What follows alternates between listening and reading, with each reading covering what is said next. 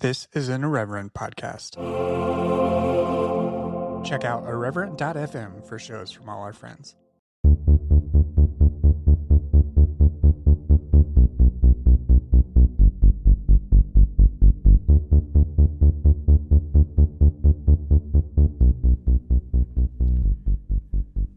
Hello and welcome to Evangelical. I'm your host, Blake Chastain. Now, I know I'm returning to the podcast game a little later in 2018 and a little slower than I'd like, but trust me, there's a reason. If you're a member of the Evangelical Facebook group or follow me on Twitter, you may have known that last week I was in the hospital. It was actually a planned stay, but it ended up being a bit more emotionally involved and personally revelatory than I thought it would. I've shared on a earlier minisode that I have a form of epilepsy known as focal epilepsy. That means that when I have seizures, it only impacts one portion of my body, specifically my right arm and shoulder, and I don't lose consciousness or collapse, but over 30 years of treatment and medication have gone by, and they're still not fully controlled or stopped. So my neurologist recommended that I have a procedure known as a SysCom, which is this 3 to 5 day intensive sort of monitoring that happens where they want to capture you having a seizure both on tape as well as through all these other means, which includes like a long-ass MRI, continually having you hooked up to EEG electrodes and monitoring your brain function. Once you have a seizure, then they inject you with this radioactive dye that makes it visible where your seizure happened in your brain, and then they do some new scans through something called nuclear imaging. They also did a barrage of these neuropsychological tests that I wasn't even expecting at all, and all of this is just packed into a few days. So it's pretty intense. They don't let you do anything without being monitored, including, even getting up to relieve yourself. I mean, it's just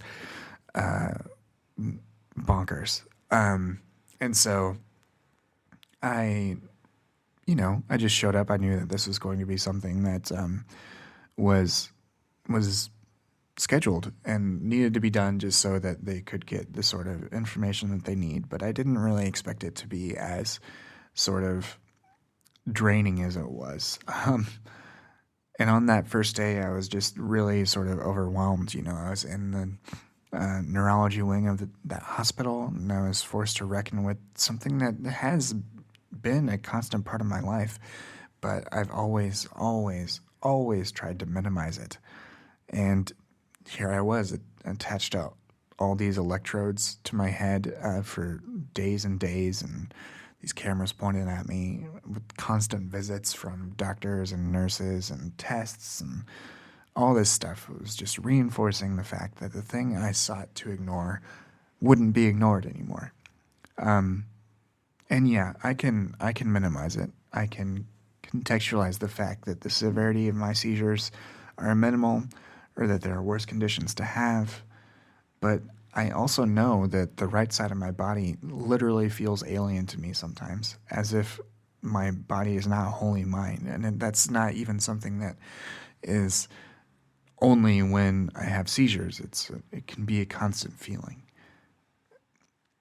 And it also got me thinking. While I was in the hospital, I was thinking about the podcast. I was lamenting the fact I didn't get an episode out last week. And, because I do this podcast now, I process things at least partially in public, meaning that I think about things relative to how I can talk about it in public or put it on the show so that it can be something that can be discussed. So I was thinking about, I was reckoning with this stuff, and then also, thinking about evangelicalism like I always do. And I really started thinking about this within the context of how certain stories can be hidden from ourselves. And I think that there is something about that, relative to evangelicalism as well. Because I'm not sure where it can be picked up. I'm curious where I in particular picked it up. It wasn't necessarily a clear message, but it seems somehow to be this through line and this very similar pattern that many evangelicals have had. That somehow, somewhere, we were taught, either explicitly or implicitly, that ourselves were not our bodies, and that our bodies were in vain, were just these vain, dirty things that still, annoyingly needed to be cared for. And here I am in my 30s, still learning to care for myself and my body. And it makes me wonder what other stories have been obscured by this idea that even though Christianity teaches a literal incarnate God, a God made flesh, that evangelicalism in particular just so favored souls over bodies. And yeah, I mean, here I am again in my 30s, still sort of trying to figure out this particular part of what it means for me to understand myself and to give my body its best shot at normal functioning behavior. And I don't think I was done any favors by my faith tradition that I was brought up in. I mean, my parents taught me to take care of things, to get good sleep, to take my meds, to eat well, to listen to my doctors, especially relative to this.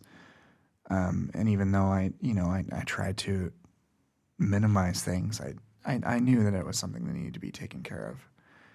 But at the same time, I'm just curious as to the ways in which the stories that our bodies can tell us can be obscured by evangelicalism. So this is where I turn it back to you. That's really what these minisodes are for, is a conversation starter, really, more than anything else. So this, again, I'm asking you, the listener, what story was hidden from you?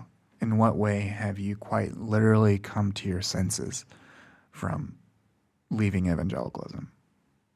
Let me know on Twitter. I'm at BR Chastain there. Let me know within the Facebook group. If you search for Exvangelical on Facebook, you should find the closed group. There is also a fan page for the podcast at facebook.com/exvangelicalpod. But the actual conversations happen over within the community, which is also found by searching Exvangelical on Facebook. The interviews will be back in full swing starting next week. But in the meantime, if you want to help support the show, this will be that little final tag here. If you want to support the show, you can do it in 3 ways. The first way is by rating and reviewing the show on iTunes or Apple Podcasts. That really helps people find the show, because Apple has secret sauce that the rest of the podcast industry, even if you don't use Apple Podcasts or iTunes to listen or subscribe to podcasts, it's the backbone of the podcast industry. So please rate and review it. That'll help the visibility of the show, and more people will find it that way. The second way you can support the show is via Patreon at patreon.com/exvangelicalpod. And finally, you can just let someone else know about the show. If you know there's another person that's left evangelicalism and is looking for stories of people who have done the same, please refer them to the show. It's a great way to know that you're not alone, because you're not. There's lots of people out there who have taken the plunge and dove into a way of life outside of evangelicalism. Tell people you know about the wonderful community that we have over on Facebook as well. But yeah, any of those ways, I appreciate every single one of them. And again, if you want to reach out to me, you can reach out to me on Twitter at brchastain. You can also send email with any feedback or comments to contact@evangelicalpodcast.com. All right, everyone. I will be back in full swing next week. In the meantime, let me know your stories. And I look forward to talking to you soon. Bye.